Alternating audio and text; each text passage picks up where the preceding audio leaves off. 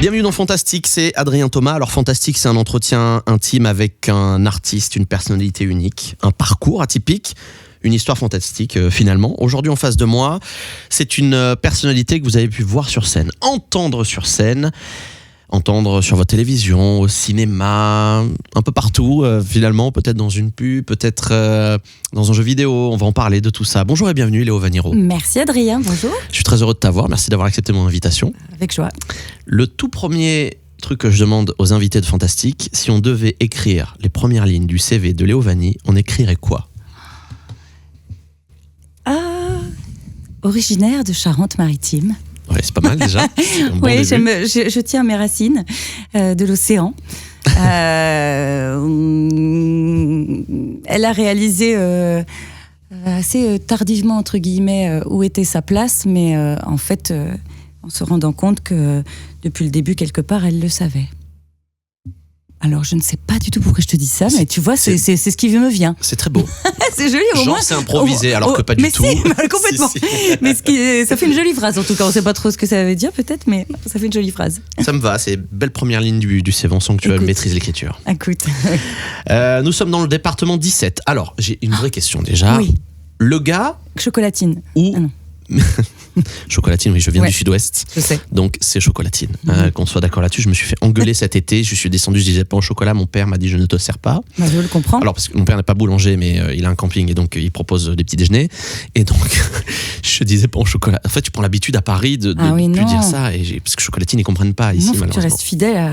Tu dis chocolatine quand tu vas dans une boulangerie à Paris ? Je n'en mange pas. Ah bon, mais moi, ça règle le problème. Mais c'est une chocolatine. Si je devais en acheter, ce serait des chocolatines. Donc non, ma question. Oui.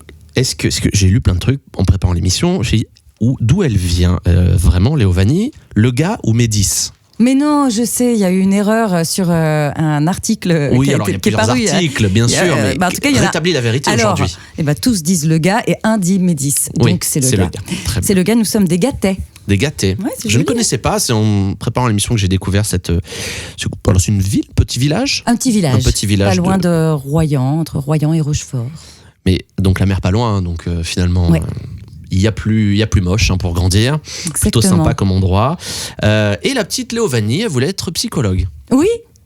Voilà. D'abord, elle voulait être curette, la femme du curé. Ah bon ? Oui, parce C'est qu'il un avait métier ? Non, je l'imaginais en tout cas. D'accord. Je voulais peut-être le créer, tu vois, parce qu'il avait une belle robe.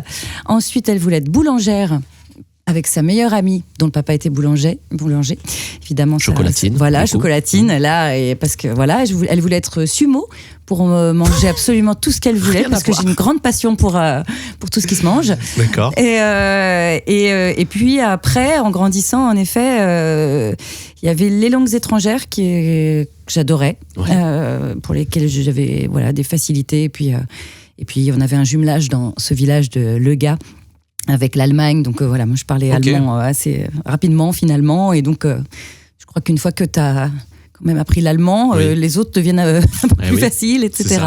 Et puis après, psychologue. Je voulais vraiment comprendre l'être humain et l'aider. Ah ouais. Donc t'es passé par plusieurs phases sans... Là tu m'as pas du tout cité.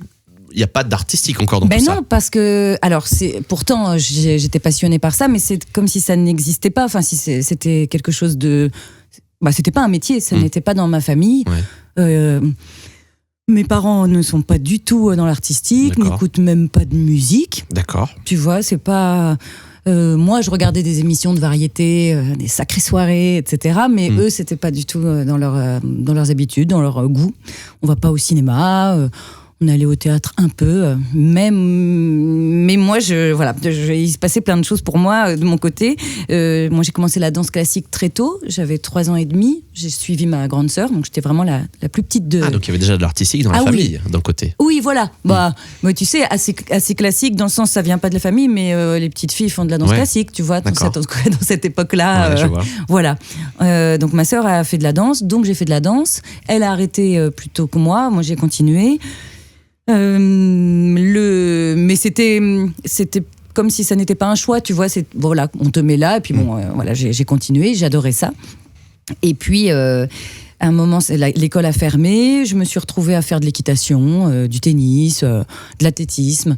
Et puis un jour, j'ai vu un spectacle de danse Oga Et là, et là, ça a été un choix. Ouais. Là, j'ai dit, je veux y retourner. Je veux faire ça. Ouais, donc je suis allée danser. Et puis, quand on abordait une variation en danse, je demandais toujours ce qu'on y racontait. Tu vois, pourquoi la fée pour La Belle au bois dormant fait tel geste, parce que voilà, ça a été très vite l'envie de raconter des histoires plus que de faire de la technique, en fait. De voir le fond plutôt que la forme, ouais. Voilà, pourquoi on fait tout ça, quoi. Ouais. Qu'est-ce qu'on raconte ? Donc évidemment, j'avais envie de théâtre. Donc j'ai changé quand je suis allée au lycée, j'ai changé d'établissement parce qu'il y avait l'option théâtre. Ouais. Et j'ai intégré une troupe aussi en dehors de l'école, du lycée.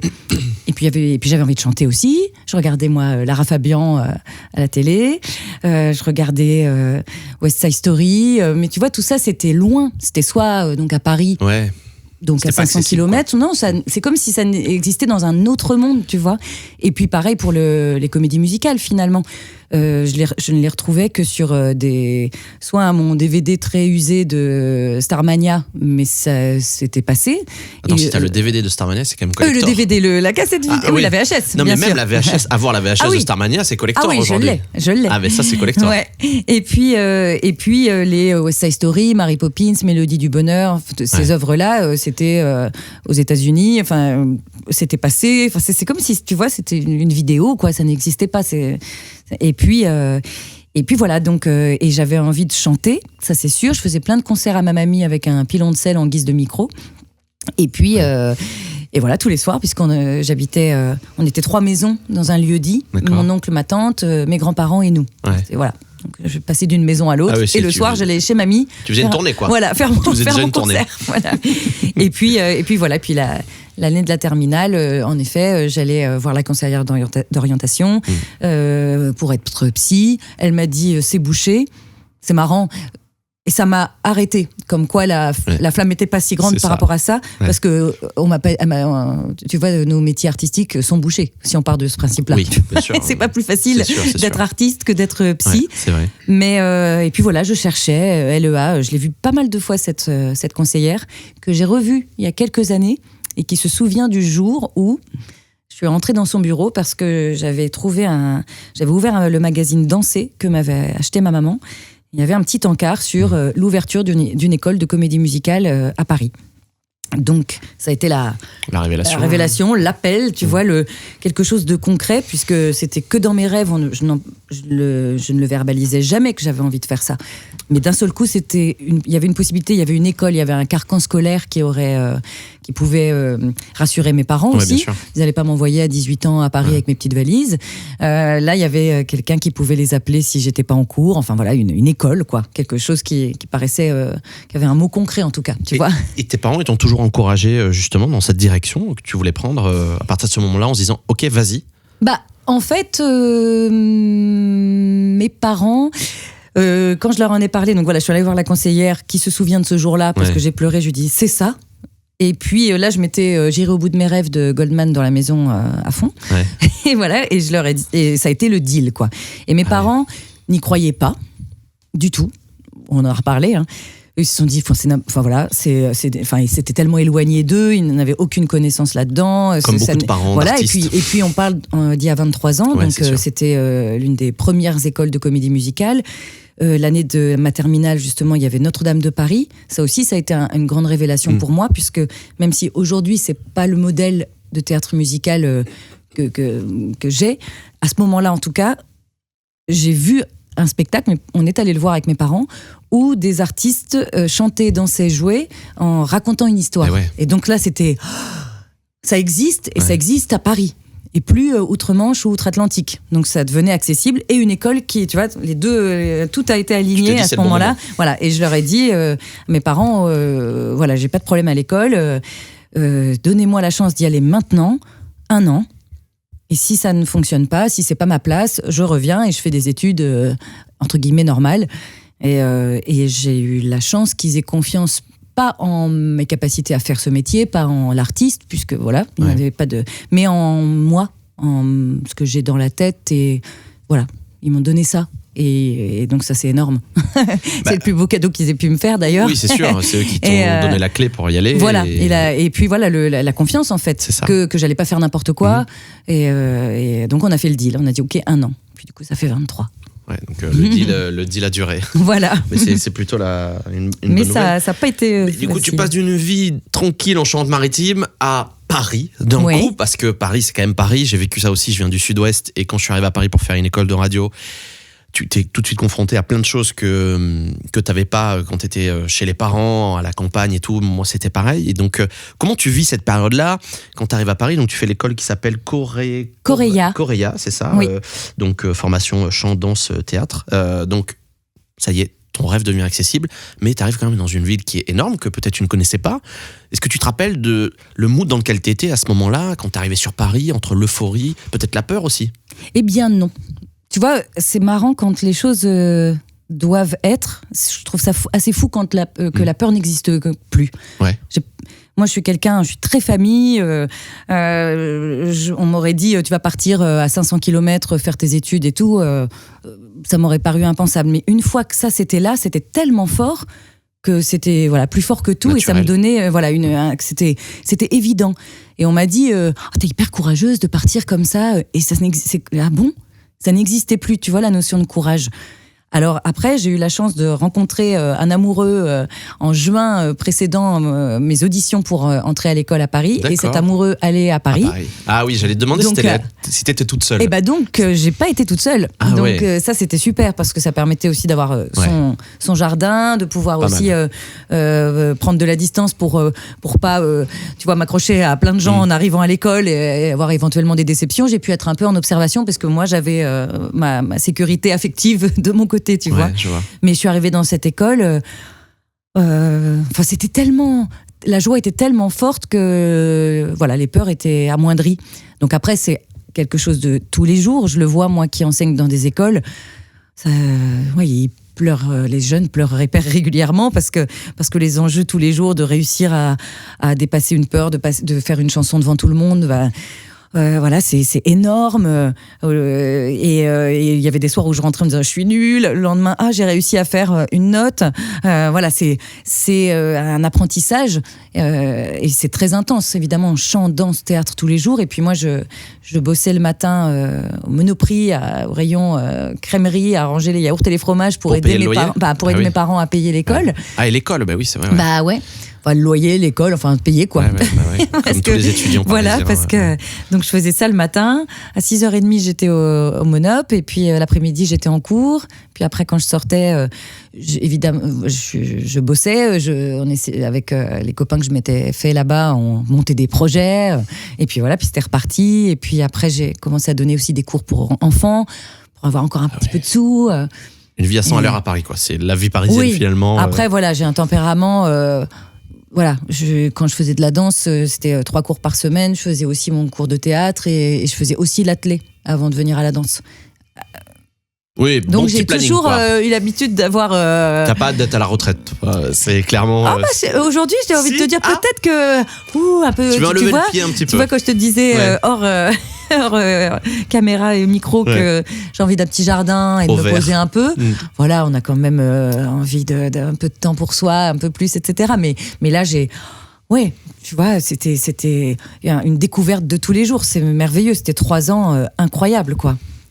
Oui, et puis vraiment, tu parles de pleurs et tout. Déjà, je pense que quand on fait ce métier, on a une sensibilité qui est vraiment différente et que c'est un métier qui nous touche tellement et qui nous anime tellement que forcément, au moindre truc, t'es touché. Et donc, moi, je comprends totalement ce que tu racontes. Et puis, c'est un métier qui nous oblige à... Enfin, je pense que tu n'y arrives pas si tu vas pas chercher en toi et apprendre à te connaître. Donc, ce qui n'est pas nécessaire dans plein d'autres métiers. Même si, alors ça c'est encore, moi mon avis c'est qu'on devrait tous apprendre à se connaître. Vrai. Mais en tout cas dans ce métier, pour aller chercher les émotions de tel ou tel personnage, on va à l'intérieur de nous, on va chercher notre joie, nos pleurs, nos frustrations. Il faut se comprendre, donc ça remue. D'un seul coup, quand tu fais ça tous les jours, c'est pas pareil que les années précédentes où t'es au lycée, où c'est évidemment d'autres questionnements, mais tu les ranges. Là, t'es obligé d'y aller. Ouais. C'est beaucoup. Sûr. Donc tu arrives dans cette école, alors tu fais des rencontres aussi forcément avec des gens peut-être avec qui tu vas travailler à l'avenir ou des connaissances. Ça doit être assez dingue de justement être dans une école artistique et de se dire potentiellement il y a des gens qui vont effectivement grandir avec toi dans ta carrière ou qui vont devenir des superstars du cinéma ou de la comédie musicale ou chanteurs, même peut-être juste artistes. Est-ce que on peut dans ce milieu et à cette époque-là quand toi tu arrives garder contact avec des étudiants qui sont devenus des professionnels certainement aujourd'hui et se dire qu'on a encore des amis dans ce milieu, parce qu'on entend beaucoup dire que c'est un milieu qui est quand même relativement concurrentiel, chacun doit se faire sa place aussi. Je sais que tu as créé une asso, on en parlera un petit peu plus tard aussi pour justement pouvoir s'entraider un petit peu, mais raconte-moi comment à l'époque et vis-à-vis d'aujourd'hui, quel contact tu peux garder avec les artistes qui étaient avec toi dans l'école et le recul que tu as aujourd'hui. Eh ben moi j'ai des amis que j'ai gardé depuis donc 23 ans, que j'ai rencontré en classe. Hein, voilà, ça fait partie de mes piliers parisiens. Parce que j'ai aussi des piliers charentais. Évidemment. Donc, voilà, des personnes qui ont fait des choses différentes. Moi, je suis allée vers le théâtre musical. J'ai une de mes meilleures amies qui aujourd'hui est chanteuse et prof de pilates. Il y en a une autre qui était à Marrakech, là, dans une école de théâtre musical qui enseigne plus qu'elle n'est sur scène. Enfin, tu vois, voilà. Mais on a grandi ensemble, on s'est trouvés ensemble. On part du même... tu vois, du même endroit avec où on nous enseigne plein de choses, et puis après chacun a appris ce qu'il avait à apprendre. Donc j'ai gardé vraiment oui, c'est important pour moi, c'est encore une fois des racines en fait, d'autres, tu vois, qui ont été plantées à 18 ans, pas à ma naissance, mais à d'autres moments de vie. Voilà, moi, je garde beaucoup de liens avec beaucoup de gens. La directrice de l'école, je suis très proche d'elle aujourd'hui. Elle m'a accompagnée énormément, elle me suit, elle est là avec moi, elle m'a aidée il y a quelques années pour des choses. Là, je vais prendre ses cours de danse et on échange maintenant en plus de femme à femme, alors que voilà, c'était plus peut-être une maman de substitution. Oui, la hiérarchie n'était pas la même à l'époque. Voilà, évidemment, j'avais 18 ans, là, à 40 ans, on est dans des rapports encore différents. J'ai eu une prof qui a été ma marraine de spectacle, qui a été vraiment celle qui m'a fait passer une audition et que j'ai eue, qui a généré mes premiers cachets en tant qu'artiste, et puis qui n'a pas loupé un seul de mes spectacles depuis 20 ans, qui aujourd'hui est directrice artistique en doublage, entre autres Edwige Chandelier, et qui est toujours là pour moi. Donc voilà, c'est...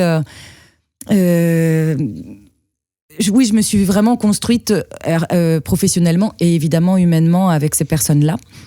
Et puis voilà, je ne sais plus, je crois que je réponds à côté de... Non, mais c'est intéressant, mais c'est surtout la question, c'est est-ce que l'entourage est important ? Ah oui, alors, mais l'entourage est primordial. Dans ce milieu, l'entourage est primordial. Moi, je ne crois pas... je crois pas qu'on soit concurrent, en fait. Je me bats beaucoup contre le mot de compétition. Parce que... je l'ai beaucoup vu, ce sont des choses qui sont beaucoup dites, justement, que ce sont des métiers de compétition. Je le disais l'autre fois, je suis intervenue dans une... Je suis intervenue ? Oui. Dans une école, justement, à Annecy, des jeunes qui sortaient, là, voilà. Et je leur disais, je crois qu'on vit ce qu'on décide de vivre quelque part. C'est une grosse phrase, hein, mais c'est... Dans cette émission, beaucoup de punchlines offertes par Léo Vanni. Mais ça fait plaisir. Vraiment, alors je ne veux pas dire nécessairement intellectuellement, hein, je parle parce qu'on peut décider des choses, mais si elles ne sont pas décidées à l'intérieur de soi, elles ne se passent pas. Et je leur disais, là vous avez l'impression, en discutant avec elles, que ça fait 3 ans que vous êtes dans une école, vous êtes entre vous vous entraidez, parce que c'était ça, tu vois, qui se passait dans l'école. On est là, on est tous ensemble, on s'entraide. conservez ce cocon, emmenez-le avec vous en fait. C'est pas ça y est, je sors de l'école, donc c'est la jungle, donc ça va être la compétition, donc il faut surtout garder son précieux pour soi et ne pas le communiquer aux autres.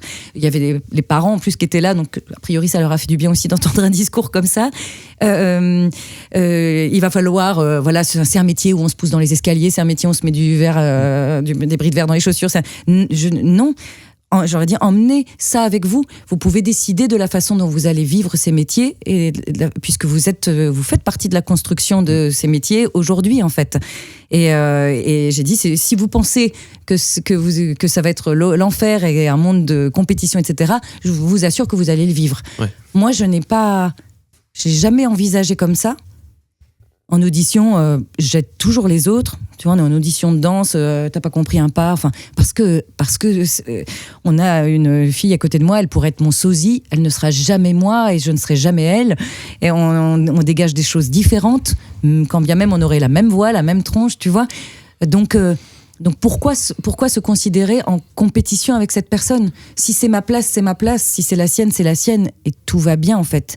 Je me dis qu'on a tous notre place quelque part et que si on est à notre juste place, voilà. Ouais, c'est très bienveillant de ta part, je pense. Ça t'as jamais regretté, justement, parce que tu peux te dire des fois, tu connais ce proverbe, hein, trop bon, trop con, à faire un truc et se dire, j'offre vachement, je donne vachement, ou sans forcément donner, je partage. Et parfois, on peut regretter et se dire, tu vois, cette personne-là, tu vois, ça peut arriver aussi que dans ce métier-là. En fait, de constater que malheureusement, la personne n'a pas pris. Mais en tout cas, j'ai travailler, voilà, tu vois, ça peut aller. En effet, ça a pu toucher des choses chez moi, mais pourquoi ça me fait ça ? Parce que en fait, c'est chez moi que j'ai à travailler si ça me fait de la peine. Ça ne m'appartient plus une fois que j'ai donné à la personne. C'est quelque part, tu vois, sûr. Tant pis pour elle si elle le prend pas. Peut-être malheureux, etc. Mais je ne suis pas responsable de sa vie. Je suis juste responsable de la façon dont moi je vais vivre le fait que cette personne m'ait renvoyé à la tronche ce que je lui ai donné ou ne l'ait pas accepté, etc. Donc moi, je vais travailler sur moi pour transformer ça et voilà et travailler sur cette non-responsabilité de ce que vivent les autres.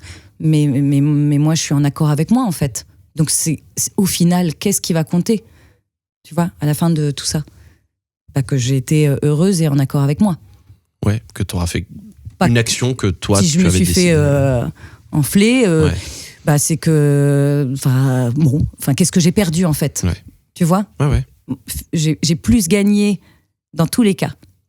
Oui, parce que aussi à donner. Ouais, voilà, c'est ça, tu donnes en fait, exactement. Voilà, c'est ça. J'estime que j'ai plus gagné. La bienveillance est très importante, surtout dans ces métiers-là, je pense aussi. Où, comme tu le dis, on a besoin de se serrer les coudes et c'est tout à ton honneur. C'est ensemble qu'on s'élève. De le faire, c'est super.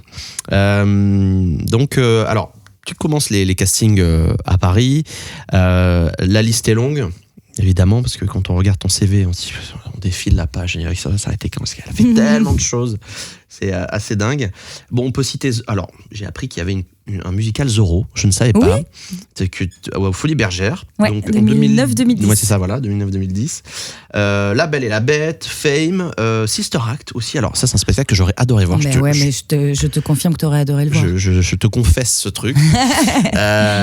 Et du coup, je trouve ça dommage. Alors, peut-être que c'est prévu, mais qu'il ne l'ait pas rejoué à Paris, parce que j'ai loupé ce truc. Et musicalement et tout, moi, je suis très sensible aussi à la musique live, etc. Alors, je crois que il y avait des musiciens live. Ah oui, bien sûr, toujours dans ces licences-là. Toi, tu étais dans l'ensemble, c'est ça, sur ce spectacle-là? J'avais un petit rôle au début. Si tu connais le film? Alors oui, je l'ai vu il y a très longtemps. Ouais. Je connais pas du tout le musical, mais... Au début, tu as Dolores avec ses deux copines... on a redire des gros mots? Oui. Ouais. Il y a un peu pétasse, tu vois, au début. Et puis, donc, elles sont très drôles. Et voilà. Et ensuite, je passais nonne dans le groupe de nonnes, quoi. Avec les chœurs et tout, etc. C'était énorme. Ouais, ça devait être fou. Moi, si je devais en refaire un demain, c'est celui-là. Si on me devait me dire, t'en fais un pour une date, celui-là. Donc ça t'a marqué quand même, ce spectacle? Ah oui. Ouais. Ça rejoint ici ce qu'on disait. Ça véhicule, il fait du bien, tu vois. Il véhicule tellement, pour le coup, de douceur, de bienveillance. J'ai rarement vu une troupe aussi douce, tu vois. Ah ouais, c'était une année... qui fait beaucoup de bien au cœur, quoi. Ouais, non, mais c'est ce que dégage le spectacle. En tout cas, c'est pour ça que ça me donnait aussi. Et en plus, musicalement, envie, tu passes une mauvaise journée, t'arrives au théâtre, tu vois, parce que c'est quand même 7 shows par semaine, c'est quand même un sacerdoce, le truc. Et si t'as un spectacle lourd, ça passe quand même par toi, quoi. Tu t'achèves. Quand tu fais un spectacle comme Mamma Mia. Comme Mamma Mia, tu vois, c'est marrant. Cela dit, parce que j'étais en train de me dire que c'était, dit, aussi des énergies très hautes, mais comme Sister Act, pour le coup, qui raconte vraiment une histoire d'entraide, de tolérance, enfin tout ce qui moi me touche énormément. Tu regardes ça avant d'accepter justement un spectacle. De plus en plus, Tu te dis est-ce que s'il y a quelque chose qui te touche personnellement, tu vas plus facilement accepter du coup. Oui, parce que j'estime que l'art, il est là pour faire du bien. Ça veut pas dire qu'on ne pleure pas, ça veut pas dire qu'on raconte pas la guerre, tu vois. Mais le message doit servir pour moi à quelque chose. C'est ma façon, en tout cas, de le vivre. Faire un personnage qui souffre énormément et qui trouve les clés pour s'en sortir. Par exemple, je dirais oui, un personnage qui souffre énormément et qui sombre à la fin. Je crois que aujourd'hui, je ne l'accepterai pas. Ah ouais, d'accord. Ouais. Parce que moi-même, je me fais vivre un truc quand même tous les jours, tu vois, énergétiquement et pas très, très haut. Ouais. Et puis, c'est pas ce que j'ai envie de transmettre. Je comprends, ouais. Moi, un public doit sortir au minimum, super content d'avoir passé 2 heures, 1 heure, 3 heures de bons moments, ou en tout cas avec... tu vois, ça me donne envie de danser, ça me donne envie de changer de vie, ça me donne envie d'aimer, ça me donne envie, voilà. Qu'est-ce que ça peut... Quelles émotions tu vas ressentir en sortant du spectacle. Et quel message on va pouvoir infuser là-dedans. C'est sûr que si tu ressors d'un spectacle en mode t'es 6 pieds sous terre, parce que l'histoire était terrible, elle peut être terrible. Bien sûr. Il y a du tragique dans des très beaux spectacles. Mais c'est, comme tu le dis, c'est vrai qu'il faut que ce soit bien écrit pour que les spectateurs puissent sortir en se disant... Soit c'était magnifique et quel cas on a pleuré comme dans un bon film où il y a des fins tragiques, mais il y a toujours un message. Oui, il y a quelque chose, tu vois, voilà, bon. Parce que c'est pas avoir une fin tragique en se disant mais dis donc quelle belle, au moins il a bien vécu avant. Enfin, tu vois qu'il y a quelque chose en tout cas, voilà, qui en reste. Tu dois pas te sentir mal en sortant de la salle. Pas pour moi. En tout cas, moi, j'ai pas envie de vivre ça. Je comprends. Même si, tu vois, j'ai vu, je pensais à un spectacle que j'ai vu, Le Repas des Fauves, qui est hyper dur et que j'ai revu 2 fois, où j'ai pleuré, mais parce que ça montre l'humanité dans ses pires recoins. Mais pour moi, c'était une réflexion, c'était important, voilà, parce que quand même, je me dis, il y a des choses quand même qui me marquent comme ça et que je trouve importantes à raconter, quoi. Bon, voilà. Ouais, puis la musique permet aussi de faire ressentir des émotions complètement différentes dans les spectacles. Il y a des spectacles et puis il y a aussi beaucoup de doublages. Oui. C'est pareil, la liste est genre beaucoup de doublages, des jeux vidéo, de séries, de publicités.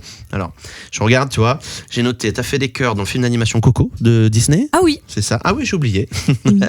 T'as aussi fait une voix pour le jeu vidéo Avatar, pour la mythique série Les Experts, pour The Walking Dead, le film Shazam, bref. Bon, je l'ai dit, la liste est très longue. Une fois que t'as... Moi, je connais pas du tout le monde du doublage. Ouais. C'est pour ça que j'adore aussi recevoir des comédiens qui en font, parce que c'est toujours une question.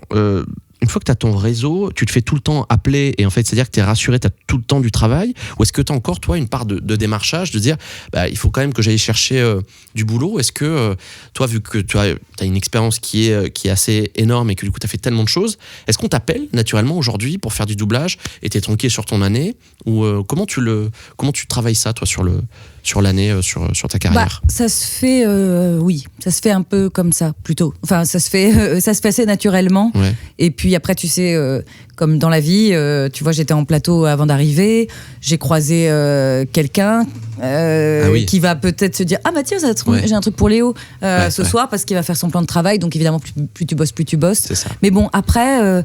Bon, dans le doublage, déjà, une fois que tu as doublé, par exemple, moi j'ai doublé des comédiennes, par exemple Priyanka Chopra, je sais pas si tu vois cette magnifique indienne qui a été Miss Univers, je l'ai doublée dans Quantico, et puis il se trouve qu'elle s'est retrouvée dans Matrix Résurrection, qu'elle s'est retrouvée dans... Donc, j'ai vu que tu avais fait un Matrix aussi. Si les directeurs artistiques, directrices artistiques font bien leur travail de recherche, normalement ils voient que je l'ai doublé 15 fois, et qu'en théorie, je la connais, et ils te font confiance, ou alors ils te font passer des essais. Enfin, donc voilà. Donc déjà, en plus, une fois que tu as posé, que tu en as quelques-unes, tu as aussi la possibilité de les retrouver. De film en fait, voilà, sans même qu'on pense à toi, si tu veux, parce que tu as doublé cette personne. J'ai pu doubler plusieurs fois Emily Blunt parce que je l'avais doublée dans Le Retour de Mary Poppins.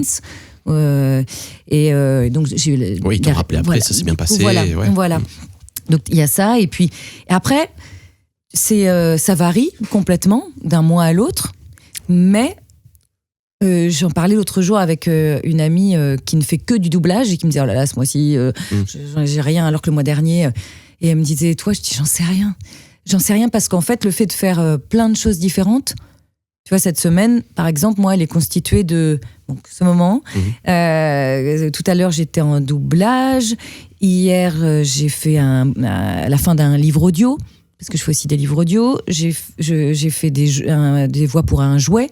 En début de semaine, j'étais à Vichy donc le week-end dernier en train de chanter. Mercredi soir, j'étais en répète pour un autre spectacle. Tu vois, en fait, c'est tellement que du coup, je ne me rends pas de routine. Oui, puis je me rends pas compte quand j'ai eu que 3 doublages dans le mois, alors que l'autre mois j'en avais 20, parce que de toute façon il y a des trucs tous les jours, tu vois. Donc voilà, le fait d'avoir diversifié, je ne souffre pas parfois du fait que ça varie au niveau on m'appelle, etc. Mais c'est vrai que voilà. Ça fait 10 ans là, ça faisait 10 ans hier que j'ai fait mon premier cachet de doublage, et que j'ai la chance que voilà, ça se passe bien, qu'on pense à moi, que tu prends autant de plaisir à doubler une voix qu'à être sur scène. Ah ouais. Bah là, tout ce que je viens de te citer, tu prends du kiff à chaque fois. Ah ouais. Ça parfois où tu dis il faut que je sois reposée, mais c'est trop bien. Tu vas pas en mode ok, jamais. C'est le boulot. Puis il est hors de question que je fasse ça un jour. Très bien, mais je suis totalement d'accord avec toi là-dessus. Le jour où tu te dis ça, c'est qu'il faut que tu changes de métier. Exactement, et ça a été aussi un moteur très fort très tôt. Et c'est très important. Je le transmets beaucoup aux élèves, tu vois, parce qu'aller dans un endroit, parce que oui, mais pour la ligne sur le CV, oui, parce que c'est bien payé, etc. Enfin, bien sûr, il y a des circonstances parfois qui font et chacun fait ses choix, mais par exemple, moi, je me suis toujours promis que si un jour je galérais, je retourne chez mes parents, ou je trouve une autre solution, je vais bosser en saison. Tu vois, je l'ai fait au début, là, pendant ces années. Je te disais, j'étais à Monop, j'étais à Royan pendant l'été à faire ma saison chez Super Sport, enfin, tu vois, ou à la crêperie. Tu veux pas te forcer, quoi. Mais je préfère être dans un autre boulot et savoir pourquoi je le fais, etc., que de salir ma passion. Et de sentir que, tu vois, ce serait créer... Je me dis là, à chaque fois, comme je te dis, quand je vais bosser en doublage et que ça se passe bien, je crée un cercle, je continue un cercle vertueux, tu vois. Accepter des choses avec quelqu'un qui me maltraite, accepter pour des mauvaises raisons, il y aura quelque chose qui énergétiquement ne sera pas bon. Je crois beaucoup aux énergies et à ce qu'on peut envoyer, et voilà, donc je fais très attention à ça depuis toujours, quoi. Enfin, c'est une chance de faire un métier de passion, donc effectivement je suis d'accord, faut garder ce truc là, et si un jour tu te lèves et tu te dis non mais j'ai pas envie, oui, c'est qu'il faut changer. Complètement d'accord. Pour moi, réussir, c'est pas réussir, c'est réussir à être heureux. C'est pas réussir, c'est pas faire tel spectacle ou avoir un Molière sur le frigo, ou c'est être à chaque instant. Tu le mets sur le frigo, toi? C'est vrai que non, mais tu vois, j'ai pas essayé parce que j'en ai pas. Voilà, et puis et j'adorerais, c'est super, c'est une valorisation encore, tu vois, un cadeau. C'est un cadeau supplémentaire, mais le premier cadeau, c'est d'être tu vois, justement, avoir un Molière pour une pièce dans laquelle t'es malheureuse, avec un metteur en scène qui te maltraite, ou une metteuse en scène, enfin, peu importe, enfin, tu vois, à quel prix, en fait, pourquoi, au final, à la fin de sa vie, encore une fois, qu'est-ce qui aura compté, quoi. Pour moi, c'est chaque moment de joie, de partage, d'humanité. Pas parce que, oui, j'ai eu le premier rôle d'eux. Ouais. Ce premier rôle-là, il ne comptera que s'il m'a rendu heureuse, si j'ai eu le sentiment de transmettre un message important pour moi au public qui est là. Voilà, c'est pour... Voilà. Non, mais mes moteurs. Je comprends totalement. Alors, tu m'as fait la transition parce que tu parlais de Mary Poppins. J'allais y venir, évidemment. En janvier 2018, Claire Guyot, alors d'ailleurs, Claire qui fait beaucoup de voix, d'ailleurs, aussi, qui est une grande comédienne et qui faisait Donna, dis-moi si je me trompe pas, dans Mamma Mia, il y a 13 ans, première version de Amogador. Exactement. Donc qui t'appelle pour te doubler. Il faut que tu m'expliques, elle t'appelle d'abord pour une bande-annonce seulement. Oui. Avant de, parce que t'as fait tout le film, on est d'accord. Oui, mais en fait les bandes-annonces parfois elles s'enregistrent 6 mois, 1 an avant. Ah oui, d'accord. Et puis parfois c'est assez rapide, tu vois, hop, ils doivent enregistrer la bande-annonce. Donc pas le temps encore de faire les essais, ils n'ont pas le film dans son intégralité, donc ils ne savent pas aussi. Bon là, on est sur Mary Poppins, donc elle savait quand même qu'on était sur elle savait exactement ce que ça allait être, mais pour un autre film. Où tu vois, je sais pas, voilà, des acteurs et tu dis bon ok, je vois à peu près qui va être le rôle principal et tout, mais tu ne connais pas la quantité de lignage, tu sais pas tout ça, tu sais pas exactement ce que ça va raconter. Et donc souvent ils appellent donc les personnes qui ont déjà doublé les rôles, enfin les acteurs qui sont souvent connus, et puis pour ceux un peu moins connus, bon bah voilà. Mais parfois après ça, il y a des essais. Une fois qu'ils ont ils font ah ouais ok, je sais rien moi, le mec il a doublé. On va dire Robin Williams, comme c'est que ça n'y a pas de référence. Enfin voilà, et comme il est décédé maintenant. Et puis finalement là, le Robin Williams joue un rôle qu'il n'a jamais joué et il est complètement transformé, etc. Peut-être que l'acteur français n'a pas va peut-être pas être pile poil ce qu'il faut. Donc ils vont se dire on va faire des essais. Donc peut-être que l'acteur français qui a l'habitude de doubler Robin Williams a fait la bande-annonce, mais finalement ça ne sera pas lui sur le film. Vaut mieux garder toujours la même voix, mais ça reste un de mes combats. Mais bon, enfin voilà, toujours est-il que là pour Emily Blunt.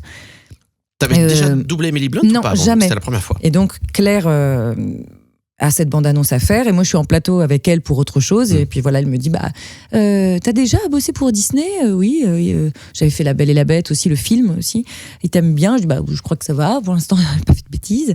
Elle me dit parce que j'ai une bande-annonce et je sais que le personnage va chanter.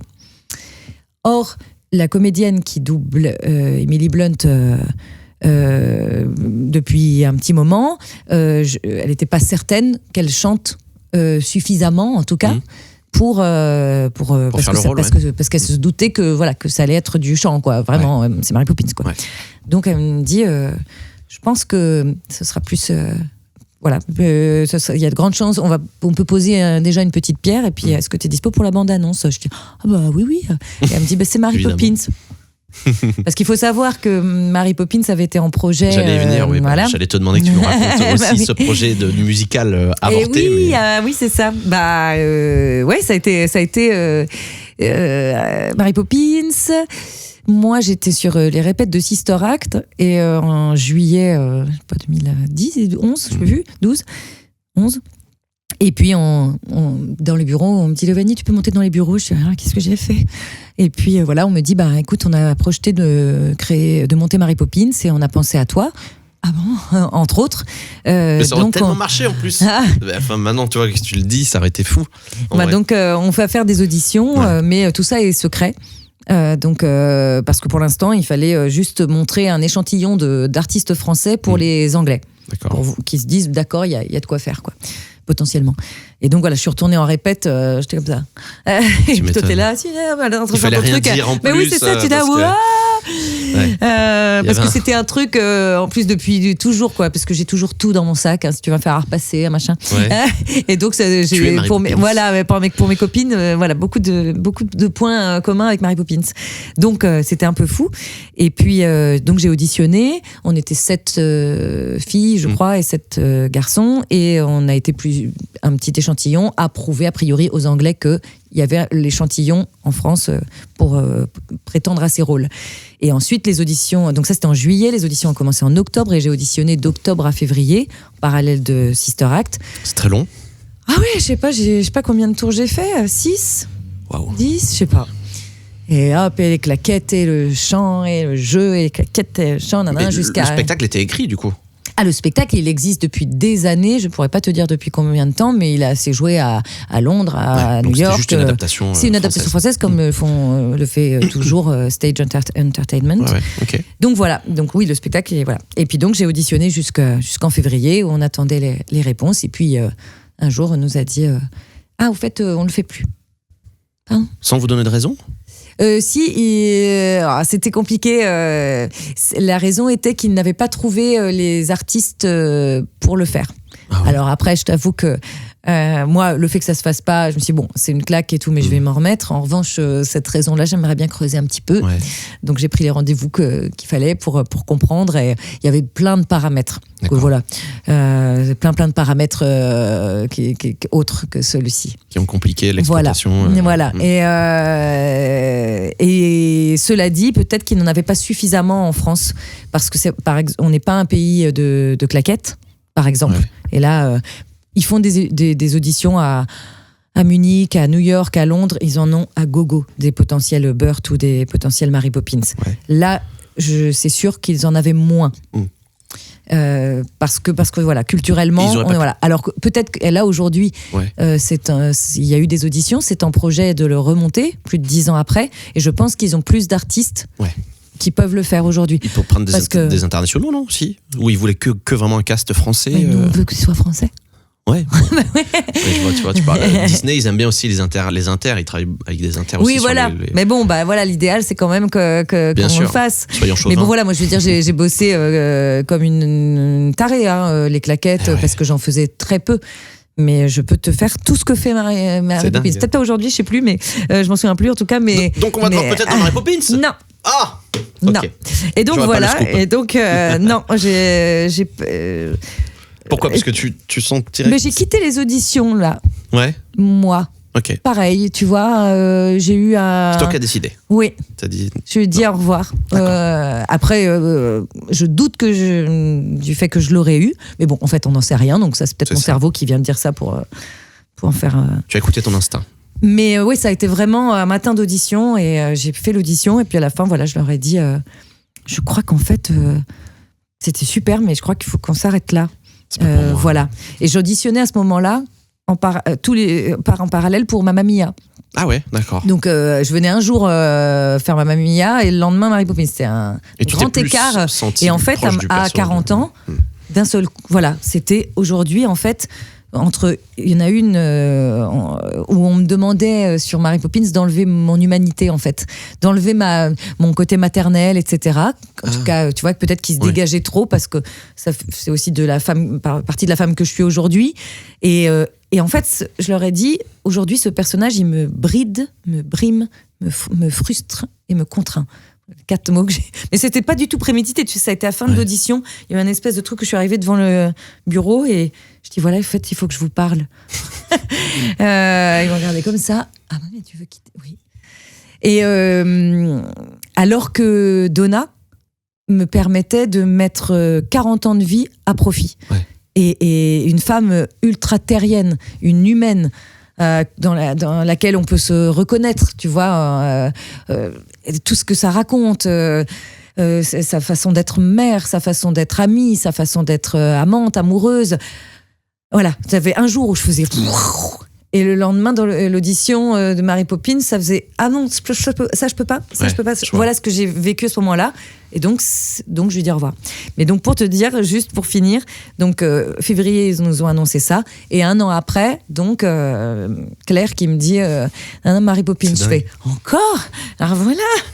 Donc, le 28 février, la veille de mon anniversaire, je me suis retrouvée à faire cette bande-annonce. Donc, j'ai fait une phrase et j'ai vu son parapluie là sur l'écran et tout. Je fais « Bon, bah, au moins, je l'ai faite. » Tu vois. Et derrière ça, quelques mois après, il y a eu les essais. Donc, j'ai eu 5 essais pour le film, chanter, etc. Donc, en fait, et le 31 août, j'ai été appelée par Claude Lombard, qui était qui est décédée aujourd'hui malheureusement, mais qui a été une directrice artistique de chant incroyable et qui m'a appelée pour me dire, j'étais dans le jardin chez mes parents, c'est toi. Mais moi en plus je pensais que elle allait m'appeler en septembre, donc je fais de quoi, c'est moi, elle me dit c'est toi Mary Poppins.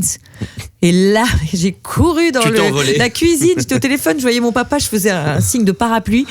Et c'était fou quoi, parce que dans ma vie j'ai quand même passé 17 mois à auditionner, entre les auditions de spectacle et les auditions pour le film, 17 mois à auditionner pour ce rôle, pour ce personnage. Donc c'était plutôt assez sympa de l'avoir au final, sous une forme. La boucle est bouclée en fait. C'est sympa quand même de mettre une fin heureuse à ces 17 mois, et lui donner tout ce que je peux. Et faire le film a été super. Et justement, tu vois, c'était clôturé quoi. Oui, c'est ça. Donc, ce que je disais, la boucle est bouclée. Et quand l'an dernier, quand il y a eu les auditions, au début, j'ai dit oh non, je voulais pas vivre le moment où je me demande si j'y vais ou j'y vais pas. Parce que autant j'ai fait peut-être 10 tours il y a 10 ans, mon orgueil, mon ego avait pas du tout envie de faire un tour et qu'on me dise non, tu vois. Tu vois, là t'as envie de faire j'aurais pas dû y aller. Mais bon, voilà. Donc j'ai dit j'y vais pas. Puis finalement un jour, je suis allée, j'y vais. Et puis j'ai commencé les auditions, comme je te dis, puis arrivé au bout d'un moment, je me suis rendu compte que ça y est. Que c'était plutôt Mamma Mia. Que c'était plutôt Mamma Mia que j'avais envie de raconter. Tu prends toujours des cours de chant, toi j'ai cru comprendre ça, que tu travailles toujours avec un coach ou des coachs. C'est important pour toi de continuer Oui, c'est important de se remettre en exercice, en travail de temps en temps. Je me suis un peu foutu la paix pendant plusieurs années.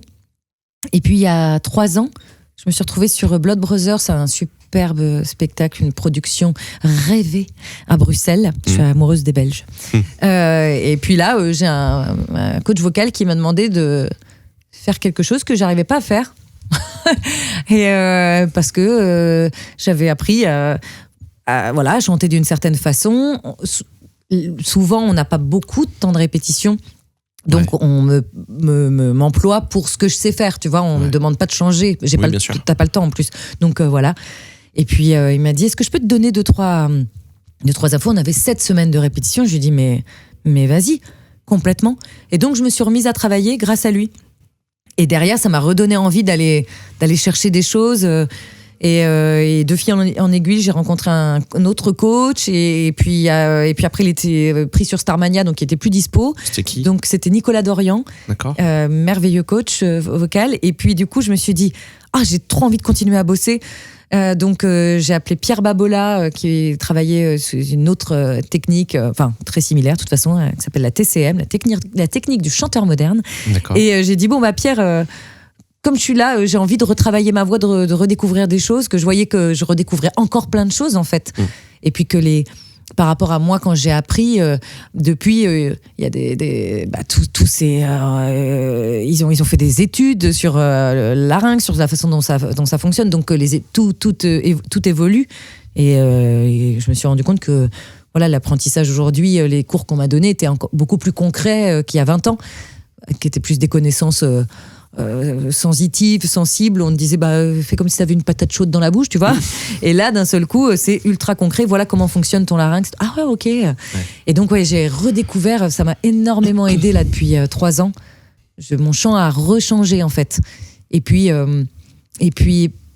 voilà, de retravailler aussi parce que quand tu retravailles pas, tu prends des réflexes, tu prends des chemins de traverse quand tu sais pas comment faire ça. Hop là, parce que suffisamment de maîtrise, etc.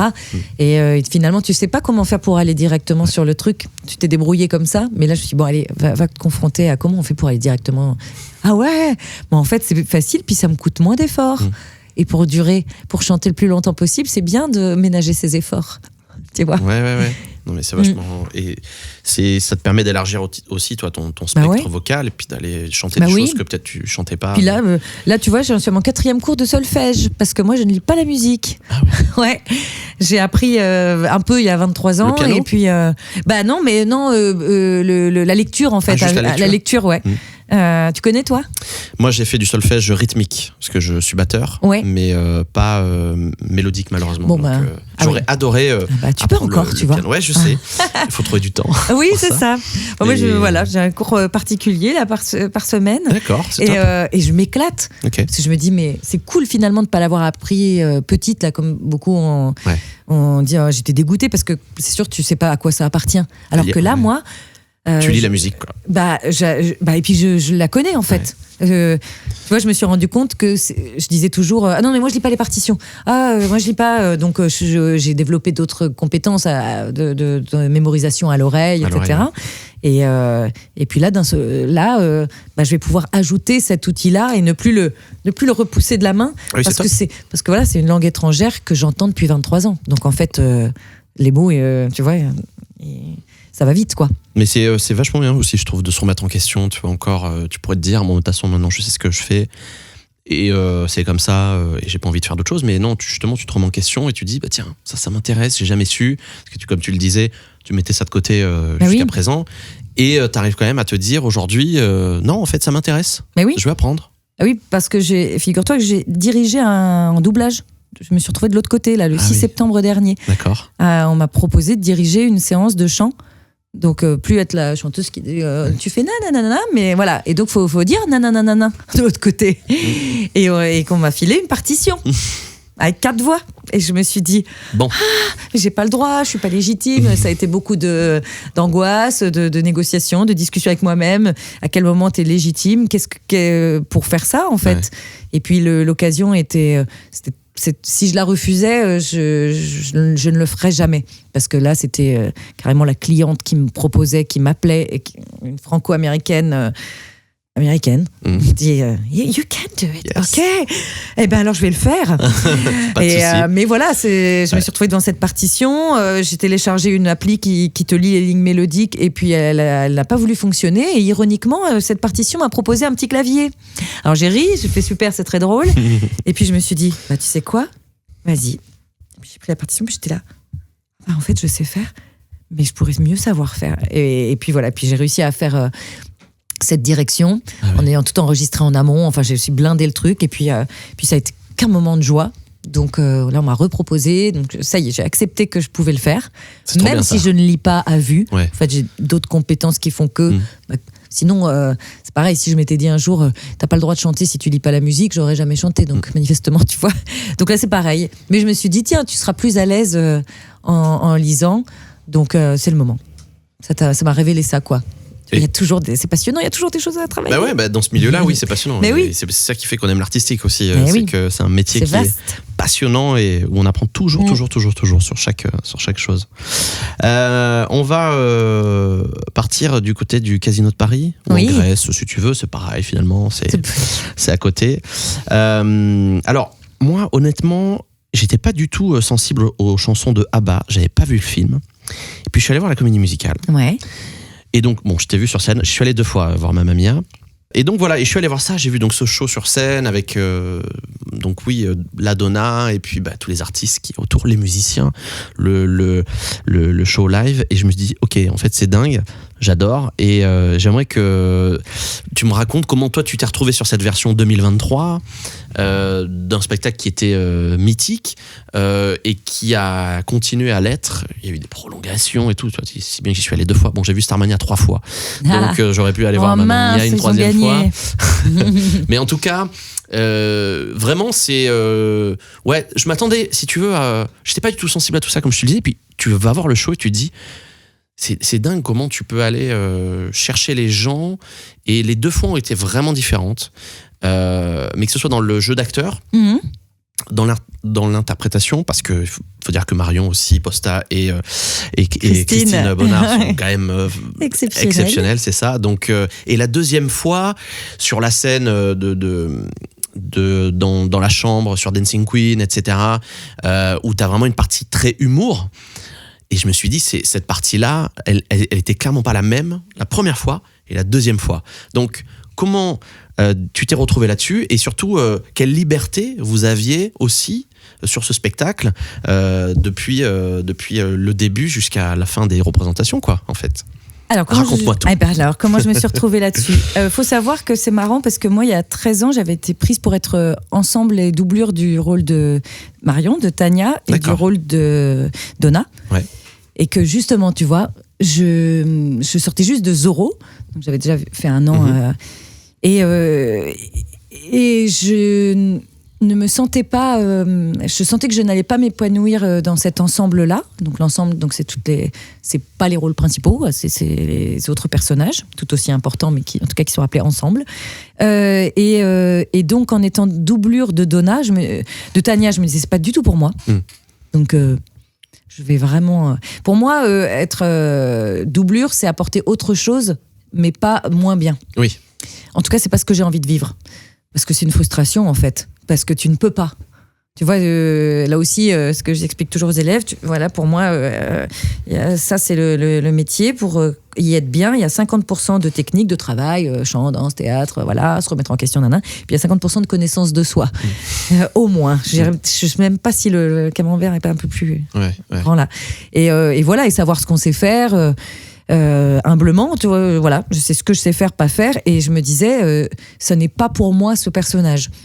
Donna est beaucoup plus proche de moi, vocalement, humainement, émotionnellement, enfin voilà, c'est un personnage qui me parlait, mais j'avais 27 ans, et je me suis dit, je n'ai pas le bagage pour lui rendre hommage, tu vois, enfin à sa hauteur en fait. Donc, en tant que doublure, si je monte sur... Je l'avais fait, j'étais doublure dans l'année précédente sur Zorro. Mais quand je faisais le rôle de Louisa, l'amoureuse de Zorro, justement, j'avais 25-26 ans, je correspondais, j'étais une autre Louisa, et puis j'apportais autre chose, quoi. Là, à côté de Claire Guyot ou Sophie Delmas, voilà, il me manquait 13 ans de vie, en fait, pour pouvoir être à la hauteur. Et je voulais pas monter sur scène pour sauver le show. On dit à la fin, merci, bravo, c'était super. Oui, mais en fait, j'ai trop conscience que c'est moins bien. J'ai juste envie de prendre le micro et de faire, excusez-moi, les 2000 personnes, revenez demain, ça va être beaucoup mieux, franchement.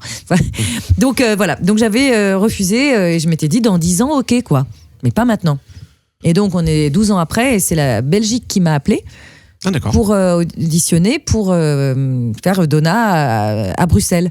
La même boîte de prod au stage aussi ? Une boîte flamande. Une boîte flamande qu'il avait montée en Flandre et puis qui voulait faire une version franco-belge. Et qui n'avait pas les artistes, en tout cas en Belgique, a priori. Et donc là, j'ai fait, là, on y est. Là, j'ai l'âge. Et j'ai le bagage émotionnel. Et là, puis, tu t'es sentie à l'aise. Là, voilà. Et donc, j'ai passé les auditions. Je l'ai eu.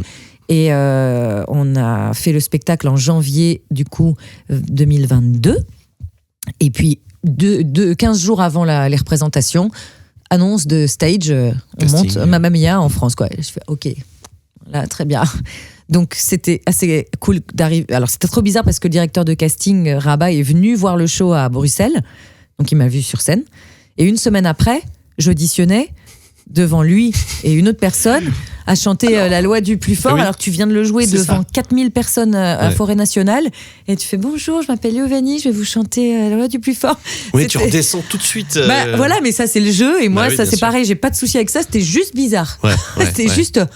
Ok, voilà, tu reviens à ça, à dire ok, je suis d'accord avec ça, et et puis j'ai passé les auditions, et comme je te disais, en parallèle de Mary Poppins, ça s'est vraiment imposé à moi que aujourd'hui c'était ça que j'avais envie de raconter.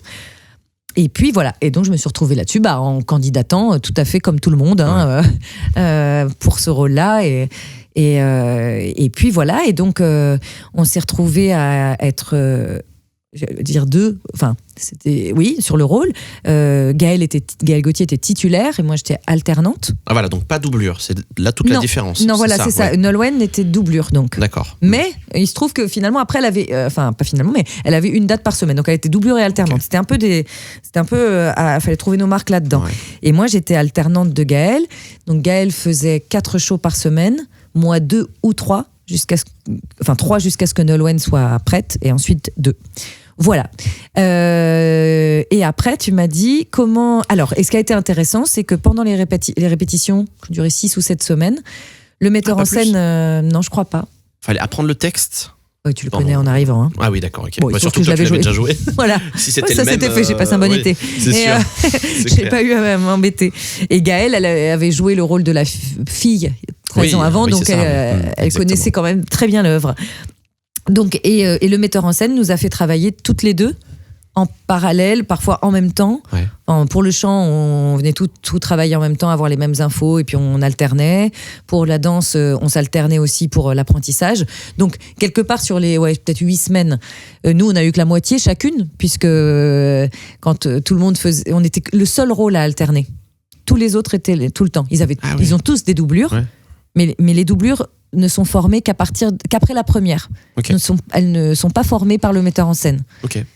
Mais moi, c'était vu dans mon contrat, j'étais formée en même temps que Gaël et de la même façon, quoi. Donc c'était intéressant parce que il nous n'a pas du tout voulu faire de clone. D'accord. Il nous a laissé avec vos personnalités. Voilà, nos personnalités. Donc c'est pour ça que tu n'as pas vécu le même spectacle, pas la même énergie, parce que de toute façon, voilà, ça reste impossible à faire puisqu'on a vraiment. Il nous a prise aussi pour ça déjà à la base. On n'a rien à voir physiquement, vocalement, dans notre façon d'aborder le personnage. Elle est arrivée avec un truc hyper fort, complètement différent.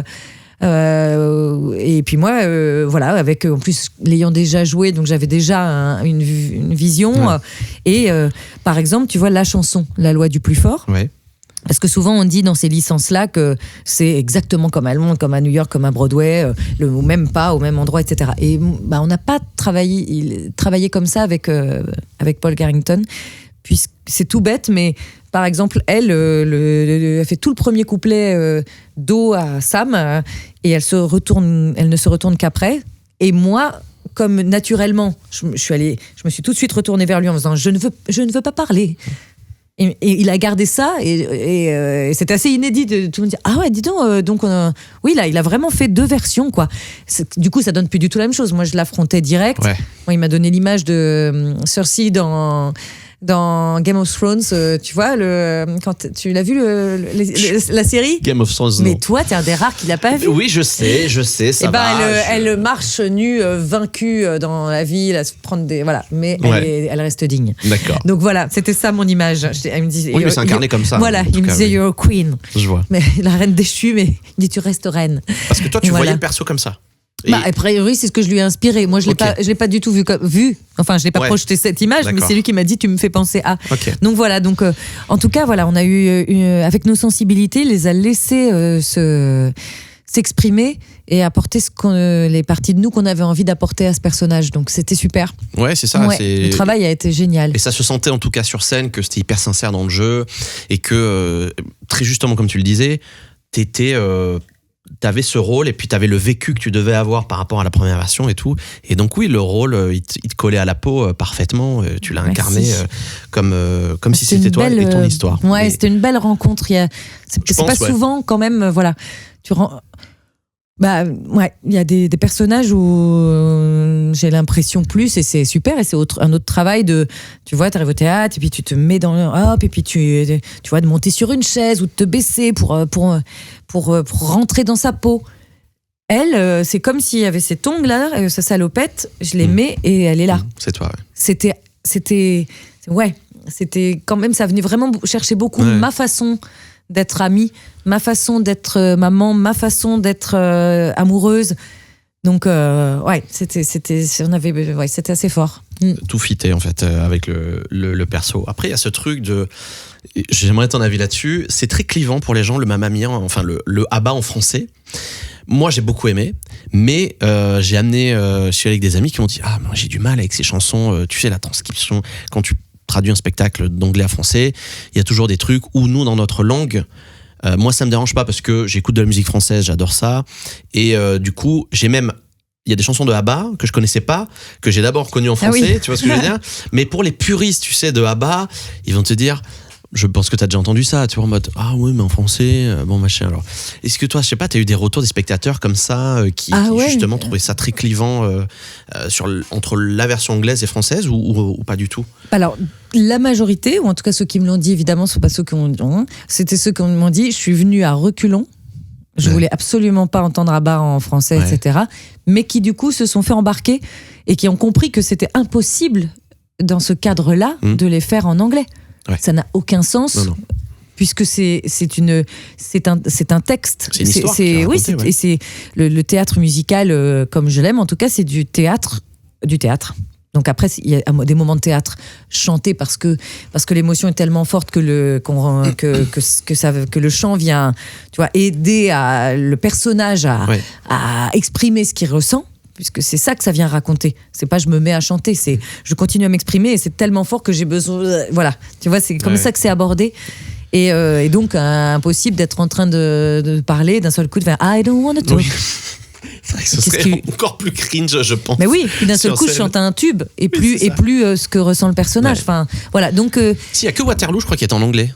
Non, c'est oui, ça. Mais c'est au rappel. Ouais. Ça, c'est il manque que le karaoké, tu vois. Et là, tout le monde fait. Là, tout le monde est debout. Oui, enfin, ça serait. Faudrait peut-être s'y mettre les paroles. Là, ça. Et puis, ça permet aux gens aussi de lâcher toutes les émotions qu'ils ont potentiellement ressenties pendant le spectacle. Mais oui, voilà. En tout cas, moi, le retour que j'ai eu, c'était beaucoup de gens qui finalement. Avaient adhéré à ça, quoi. Toi, tes amis, même après, ils étaient restés sur leur position. C'est, je pense, plutôt des gens qui écoutaient les chansons, tu sais, avant, qui avaient certainement vu le film en VO, probablement, et puis qui... Ah non, mais je crois que d'ailleurs, en VF, le film, les chansons sont en anglais, je crois, si je dis pas de bêtises. Bah oui, là, ils ont pas doublé. Et oui, c'est ça. Donc en fait, c'est toujours mais t'as le sous-titre. Ouais, voilà. Mais tu sais, sur des comédies musicales jukebox comme a pu être Résiste ou Starmania, qui sont que des titres français, ben tu vas aller voir. C'est pour ça que ça m'a pas choqué, moi, d'aller voir un Mamma Mia en français, parce que j'étais peut-être aussi conditionné au fait que peu importe les chansons, même si c'est des chansons internationales ramenées et retransformées, je crois que Sister Act c'était la même chose. Toutes. Voilà. Toutes donc, les œuvres. Le Roi Lion certainement aussi. Oui, Le Roi Lion, La Belle et la Bête, Cabaret, tous. Mais non, c'est pour ça, tu vois, je voulais te faire part de ce truc-là, parce que il y a. Moi, j'avais pas compris, il m'avait dit ça, et puis j'étais pas forcément d'accord, parce que je trouve que justement, ça embarque le spectateur malgré tout, parce que t'es dans l'histoire, et que en fait, il faut aussi, quand tu chantes, raconter la suite de l'histoire, et que la chanson, elle a un lien avec ce qui est en train de se passer. Et nous, on est français, donc même si moi je peux chanter en anglais et maîtriser suffisamment pour savoir ce que je dis, il y a quand même, je pense, une fraction de seconde de traduction dans ma tête qui fait qu'au lieu d'aller de là à là, ça fait ça. Et donc, je perds quelque chose au passage. Et pareil pour moi, pour le public. Ouais. Quand il reçoit un truc direct dans sa langue maternelle, ça vient direct au cœur, ça ne passe pas par la tête, qui traduit et qui enlève quelque chose. Tu vois, mais en tout cas, moi, je pense que j'étais le bon public parce que justement, je ne connaissais pas toutes les chansons d'ABBA. Et j'ai trouvé ça super, les versions françaises. Tu vois, je me suis dit, tiens, c'est trop cool et tout. Donc, tu réécoutes les chansons. Et limite, après, tu réécoutes la version originale. Tu dis, c'est quand même moins bien, en fait, l'original. Non, mais tu vois, t'en es là quand même. C'est génial. Oui, parce que ça t'a raconté quelque chose. Voilà, c'est ça. Donc, il y a tout. Il y a l'émotionnel qui est relié. C'est comme une madeleine et tout. Il n'y a rien de plus fort. Non, mais oui, c'est vrai que c'était. En tout cas, et puis le fait d'avoir du live, j'en parlais avec Gwendal sur le premier épisode aussi, parce qu'on parlait de Résiste qu'il avait fait avec France Gall. Et ça apporte quand même quelque chose moi je suis très sensible à la musique live, donc pour être allé voir d'autres comédies musicales où t'as pas forcément de live band, bah c'est vrai que c'est même pour vous peut-être en tant qu'artiste, bien sûr, ça porte vachement plus le show. Et d'ailleurs il y a une question qui me vient, mais qui passe du coq à l'âne, mais tu sais, moi je suis très technique, comme je suis dans la musique aussi, il y a des trucs qui me viennent. Pourrais-je répondre? Oui, je pense que tu peux répondre. Question technique. Attention, parenthèse technique. Sur vous n'aviez pas de ear. Donc vous étiez, il y avait des enceintes retour. Parce qu'il y a beaucoup de shows maintenant qui sont au ear monitor, c'est-à-dire avec pour ceux qui savent pas, c'est les écouteurs intégrés dans les oreilles. Là, vous étiez avec des retours scéniques. Et on n'avait pas de retour. Ah bon? On n'entend pas de nos voix. Que de la musique? Oui. Waouh. Ouais. Tu vois, c'est intéressant quand même. Ouais, donc ma question n'est pas si bête. Ils ont voulu ça pour qu'on soit comme vraiment au théâtre. Dans notre résonance, tu vois. Moi, j'ai fait des spectacles. On a Chance, par exemple, qui se jouait au La Bruyère, qui a eu un Molière, qui a un petit bijou français. Ouais. C'est un petit théâtre. On pouvait chanter sans micro. D'accord. Donc là, voilà, pour d'un seul coup, on n'est pas en mode concert et on amenuise notre son. Voilà, vraiment toujours garder ce truc de comédie musicale de la même épaisseur que notre voix parlée, si tu veux, que notre façon de jouer au théâtre. de jouer la comédie, on n'avait donc aucun retour. Ouais. Alors, bien sûr, t'entends quand même un peu ce qui se passe dans la salle, mais c'était. Donc chantais, là, voilà. Pas de retour direct. Ouais. Ça t'a pas perturbé Moi non, parce que je suis. Tu vois, c'est rigolo quand tu rencontres des chanteurs, chanteuses issus d'autres codes, en fait, culture lyrique, ou des gens qui chantent beaucoup plus de pop, qui sont habitués à s'entendre hyper fort. Ouais. Moi, c'est souvent, même en studio, je fais tu peux me baisser ma voix, Je fais plus confiance à mes sensations, à ma résonance. Qu'à ce que je reçois dans mes oreilles. Donc ça ne m'a pas perturbé, mais il y en a que ça perturbe un peu plus. Après, tout le monde s'y est fait sans souci, quoi. Bon, tu vois, c'était intéressant. Je m'étais posé la question, parce que pour la deuxième fois, quand on était allé voir, je me suis dit, c'est quand même bizarre. Je regarde toujours, tu sais, un peu les trucs techniques de comment ça marche, etc. Parce que je trouve ça aussi passionnant. Et puis, c'est vrai on a l'habitude de voir les ear monitors ou avec des micros à main, etc. Et chaque spectacle a ses différences. Donc, souvent, les ears, c'est dans des on serait au Palais des Congrès ou au Palais des Sports, t'es obligé parce qu'il y a un délai en fait, le temps que la musique t'arrive. Donc voilà, là t'en as. Mais dans les théâtres comme ceux-là sont normalement conçus pour que tu n'en aies pas besoin. Parle-nous alors on va terminer dans un instant avec l'association que tu as montée. Je veux qu'on termine là-dessus. Il y a tu seras sur scène, tu vas revenir sur scène. Alors il y a plein de choses. Je voudrais qu'on parle 2 secondes de ce qui va se passer en 2025, puisque quand l'épisode sera sorti, normalement nous ne serons pas encore en mars et avril 2025. Tu seras sur scène dans Extraordinaire, qui est une comédie musicale au théâtre du Gymnase pour interpréter Charity Alette. C'est pas, alors tu sais, je ne peux pas encore le dire non plus. Mise en scène par Mallory Petitbon. Et donc, ce qui est super dans ce projet, c'est que, en fait, c'est un spectacle caritatif pour des associations. Alors, les dons, ce sera pour l'UNAPI. Alors, je m'excuse si je dis pas bien les noms, et la Maison Perchée. Donc, vous pouvez aller voir sur Internet. Ça s'appelle Extraordinaire, le spectacle musical. Donc, c'est Rêve 7 Art qui mobilise du monde pour justement collecter des fonds. Donc c'est bénévole.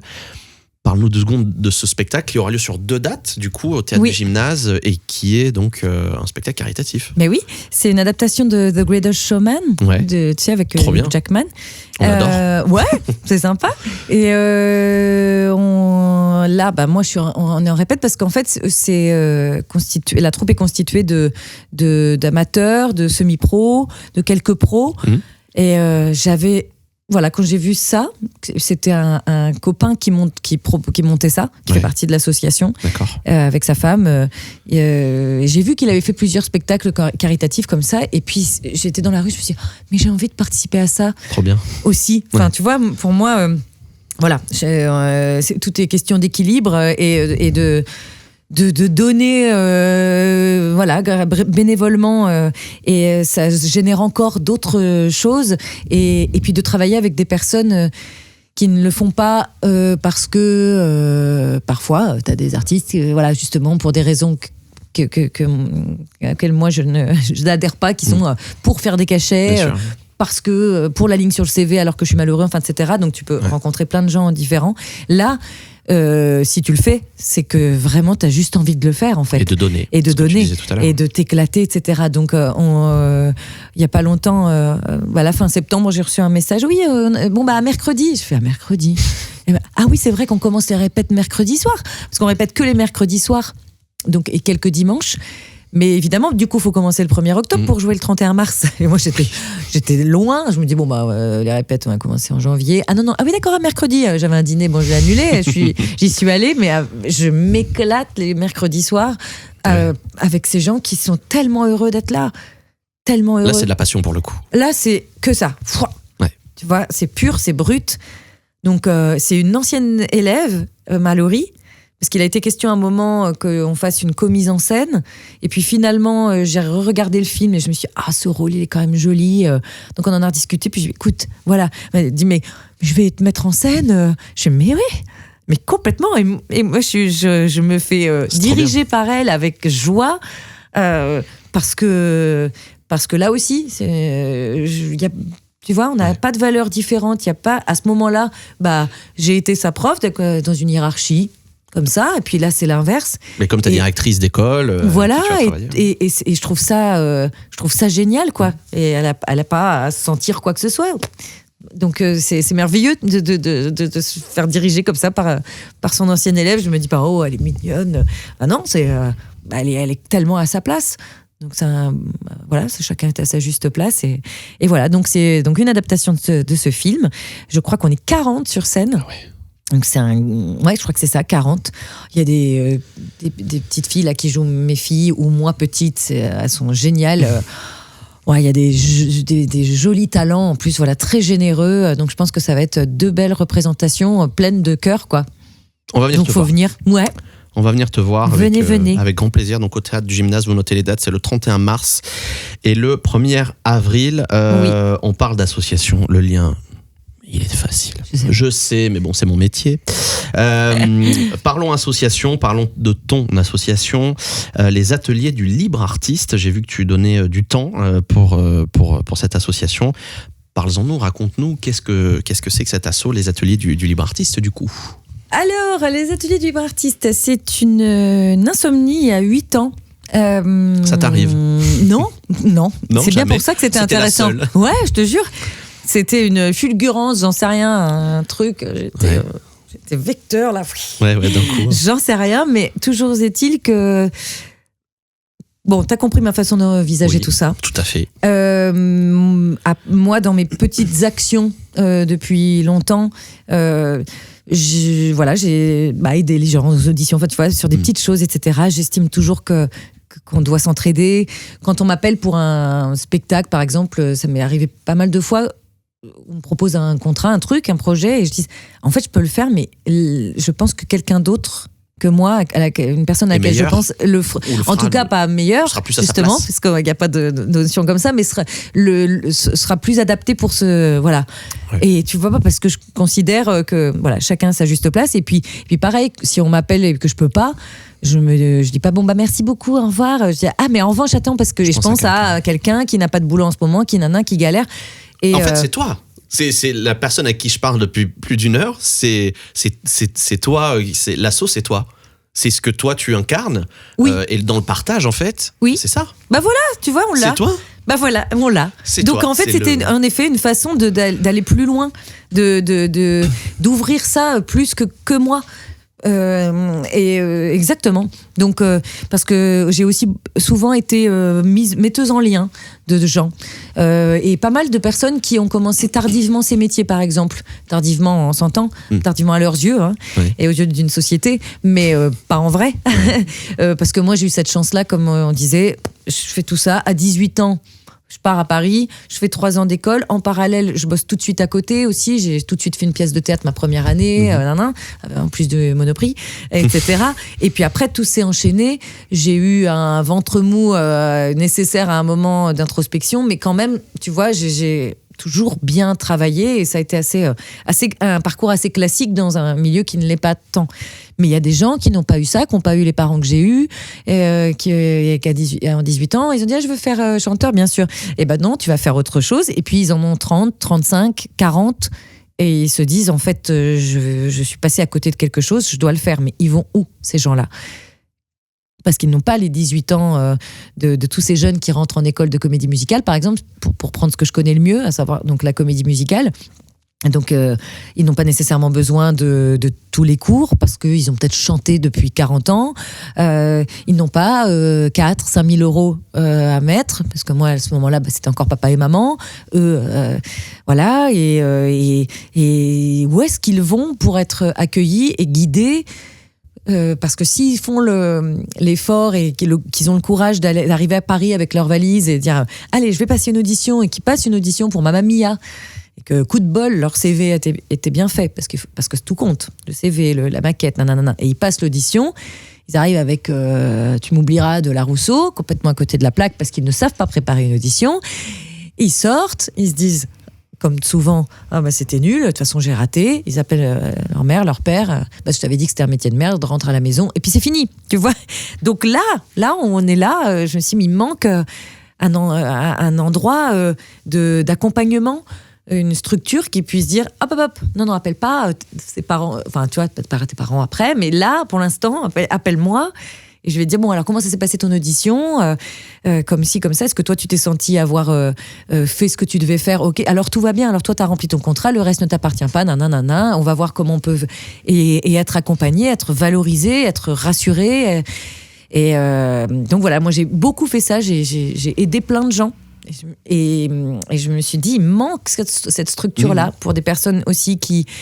veulent se former et ne trouvent pas toujours dans les stages et travail et honnêteté et bienveillance. Je me suis dit qu'humblement, on pouvait le faire.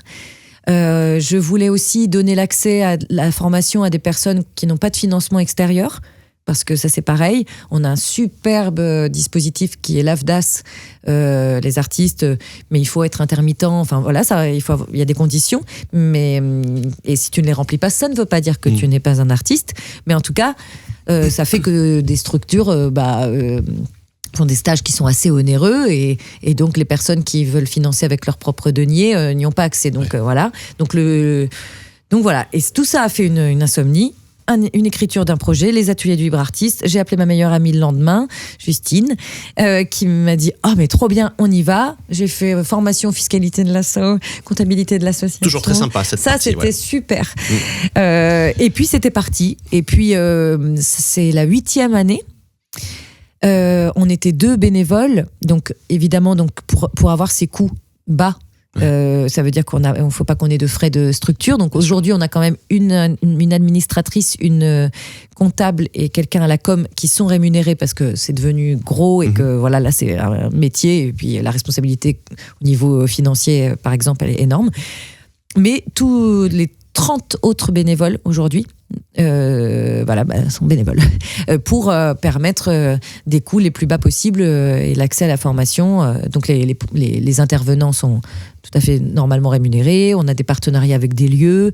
Et donc on a des stages, des formations en doublage, en théâtre, en comédie musicale, en écriture de comédie musicale, en chant. On essaie toujours de trouver préparation au casting, enfin plein de choses. On a aussi, pour moi, donc encore une fois, avoir une carrière pérenne, intègre, c'est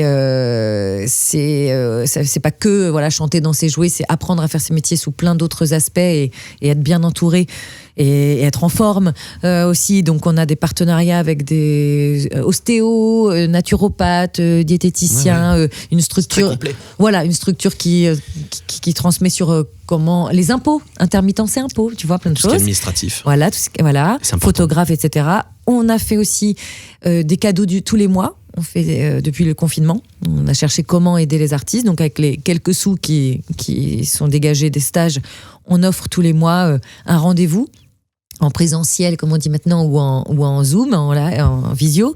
Une masterclass sur une technique de chant, un truc sur les impôts, qui permet à la fois donc de se former et de découvrir de nouvelles disciplines, et toujours que les artistes dans ces milieux qui sont à la fois très riches de rencontres tous les jours. Tu vois, quand je te racontais ma semaine, c'est tous les jours des gens différents. Mais t'es tout seul à traverser tout ça. T'es tout seul à être face à ton téléphone qui ne sonne pas éventuellement. T'es tout seul face à ton audition. Et ces rendez-vous, par exemple, je me dis, la personne qui n'a rien du tout ce mois-ci et qui a son rendez-vous sa visio ou son présentiel de 18h à 20h avec les ateliers du libre artiste, avec d'autres artistes, c'est des moments de partage. Chaque petite chose pour moi est précieuse là-dedans et même dans le traitement des candidatures pour les stages, on prend beaucoup soin de bien répondre à tout le monde, d'appeler chaque personne. Je veux que tout le monde se sente considéré. On a suffisamment de refus dans ces métiers. On a plus que d'acceptation d'ailleurs. Tu passes 10 auditions, si t'en as 2, c'est génial. Et parfois, c'est un mail. Merci beaucoup pour vos 28 auditions. Mais voilà. Après tout ça, c'est beaucoup. Bien sûr, ils n'ont pas le temps. En tout cas, c'est pas convenu comme ça. Mais voilà, par exemple, nous, même pour un malheureux stage, je ne veux pas que les gens se sentent rejetés. Ouais. Donc voilà, c'est toute une philosophie de lien, d'un endroit, même s'il n'est pas physique, parce qu'on n'a pas les moyens d'avoir des locaux, puis c'est pas un but en soi, on préfère utiliser l'argent à d'autres choses, mais le lieu, il existe énergétiquement, où les artistes ne se sentent pas seuls, et se sentent accompagnés, donc dans des actes très concrets qui sont les formations, et puis par ces 30 personnes qui donnent de leur temps tous les jours. Moi, pour le coup, c'est tous les jours, tout le temps. J'ai 15 groupes WhatsApp, le pôle danse, le pôle chant, le pôle doublage, le pôle machin, et je réponds à tout. Mais ça a donné... c'est ultra important pour moi, encore une fois, parce qu'on me dit pourquoi tu veux pas te faire payer Voilà, le gain, il se situe sur un autre plan, et ça changerait tout. Et je trouve ça super. Et voilà, et ça donne du sens en fait à tout ce que moi je reçois en tant qu'artiste. Et tout ce que tu transmets, du coup. Oui, voilà. Et voilà. Du coup, je le retransmets. Comment on s'inscrit dis-nous, pour ceux qui veulent peut-être profiter justement des ateliers. Bien sûr. Alors, on a un Instagram, on a un Facebook et on a un site internet www.lesatelierdulibreartiste.com. Où il y a le planning. Il y a tout. Voilà, on essaie d'être à jour, mais ça aussi, c'est beaucoup de boulot bénévole. Oui. On a... et puis, il y a une adhésion qui est de 20 € par an. Année de date à date, qui permet d'accéder à tout ça, qui permet d'accéder aux 3 rendez-vous aussi annuels qui sont l'apéro de rentrée, l'anniversaire qui est le 12 janvier, vous êtes conviés. Le 12 janvier, on fait les 8 ans, et le pique-nique en juin. Et puis, voilà, même si vous n'êtes pas artiste et que vous avez envie de soutenir cette initiative, c'est vrai, je ne dis jamais, vous pouvez aussi donner 20 € à l'asso, c'est toujours super pour soutenir. C'est vrai que je pense pas ouvrir, voilà. Ouais, mais c'est vrai que c'est important. Il y en a, je pense, qui vont le faire. Écoute, avec grand plaisir. Ça serait super. Là-dessus, sans forcément participer aux ateliers, c'est aussi histoire de soutenir l'idée. Léovanie, je termine toujours l'émission par la même question. Attention. Oh là là là là, c'est quoi la réponse d'habitude? Il n'y a pas de réponse d'habitude. D'accord. Bon. Quel a été le moment le plus fantastique de toute ta carrière? Ok, j'aurais pu être sympa et te l'envoyer en amont pour que tu puisses réfléchir, mais je veux de la spontanéité. Putain, mais oui, mais ce qui est venu, je sais pas pour. T'as eu un truc qui oui, venu, direct, mais pourtant, je vais te le dire parce que intellectuellement, ça me dit mais pas du tout. Sauf que c'est ça qui m'est venu. Réfléchir, oui. Oh dis donc. C'est quoi? Ah non. Ah oui, on a dit qu'on était sensible. C'est zut. Je m'y attendais pas du tout. C'était pendant le confinement. Oui. Zut alors, dis donc, je pensais pas. Ma mamie était à la maison de retraite. Oui. Et sa chambre donnait sur la rue. Oui. Et donc, on n'avait pas le droit aux visites, etc. Et pour son anniversaire, qui était le 20 décembre, c'était l'espèce de 2e confinement, mais voilà, la maison de retraite, c'est toujours fermé. Ouais. J'avais dit, ça serait sympa de venir lui souhaiter à sa fenêtre, et mon cousin a pris son petit camion et a installé sa guitare, une espèce de truc. Scène. Voilà, où j'avais le micro et il a porté tout ça, j'ai halluciné, il m'a dit, on va faire un concert à mamie. Et donc, dehors? Ouais, donc on était dans la rue, et à sa fenêtre. Elle était pas au rez-de-chaussée, il n'y avait pas de fenêtre en dessous, mais c'était un peu surélevé, quoi. Donc elle était là, et j'ai chanté, et d'ailleurs je lui dis, moi comme je fait, tu sais bien, plein de concerts pendant ma vie. Oui, avec le sel, Voilà, avec le pilon de sel. Je me suis dit, elle va me demander l'hymne à l'amour, machin, tout ça, et je lui dis, mamie, tu veux que je te chante quoi? Elle m'a dit, la bonne du curé. Alors, j'ai regardé mon cousin, et il a trouvé les accords, j'ai trouvé les paroles, et me voilà en train de chanter la bonne du curé dans la rue. Et puis après, on a enchaîné avec les hymnes à l'amour et les machins et toutes les chansons, et on a passé un moment, hors du temps. Bah ouais, tu vois, c'est pas mal. C'est en chantant. Ouais. C'est en mettant tout ça à profit pour quelque chose d'humain, quoi. On voit en tout cas que. Bah oui, on voit que c'est la première fois qu'il y a autant d'émotions dans le podcast. Mais je t'ai cueilli, je suis désolé. Ah oui, tu m'as cueilli parce que dis donc, je pensais pas du tout que ce serait ça qui sortirait. Parce qu'il y en a eu des trucs incroyables. Mais c'est fou parce que c'est spontané. Et c'est ce que je voulais exactement. De ce coup, j'ai vu cette image-là. Mais c'est génial. Et le moment est absolument fantastique. Pour le coup, là, c'était fantastique. C'est un beau moment, et puis ça reflète, je pense, la personne que tu es aussi. Et là, moi, j'ai appris à te connaître. Je t'ai vu sur scène seulement. Et là, j'ai eu quelqu'un d'autre en face. Et c'est là où je me dis, enfin, quelqu'un d'autre, oui et non, parce que finalement, comme tu le disais moi, je t'ai vu sur un seul spectacle, mais ça, en tout cas, tu donnes énormément. Et c'est incroyable de se dire qu'on peut vraiment faire ce métier et partager autant. Et puis surtout le faire avec une sincérité, mais absolument inédite, et j'espère qu'il y aura de plus en plus d'artistes comme toi qui seront généreux comme ça. On va te donner un petit truc. Est-ce qu'on a un petit peu de sopalin pour Léo Vanni? Bah zut alors. Dis donc. Mais dis donc. Ouais.